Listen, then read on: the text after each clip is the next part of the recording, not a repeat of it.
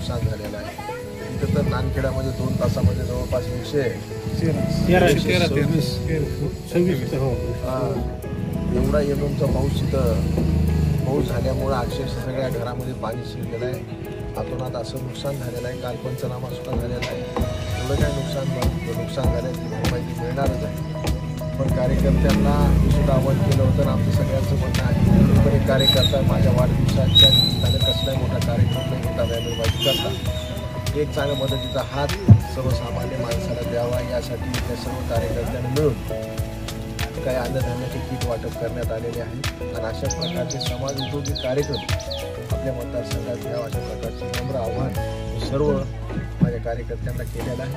आणि भविष्यातही आज तुम्ही पाहता की महाराष्ट्राला एक वेगळं संकट कोसळले आहे. अक्षरशः पावसाने धुमाकूळ घातलेला आहे. अशा वेळेस शासनानं सुद्धा जास्तीत जास्त प्रमाणात मदत द्यावी.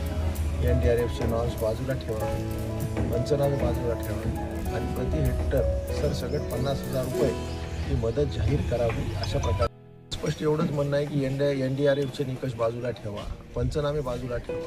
झालेलं सरसकट नुकसान आहे महाराष्ट्रामध्ये. प्रति हेक्टरी 50,000 रुपये मदत शासनानं जाहीर करावी. त्यानंतर पंचनामे होतील. आज तुम्ही पाहता की जशा प्रकारचं पीक विम्याचं सुद्धा क्रॉप कटिंग एकच फक्त निकष ठेवलेला आहे. ट्रिगर बाकी कॅन्सल केलेली आहे. त्यामुळे सुद्धा शेतकऱ्यांचं खूप नुकसान होतं.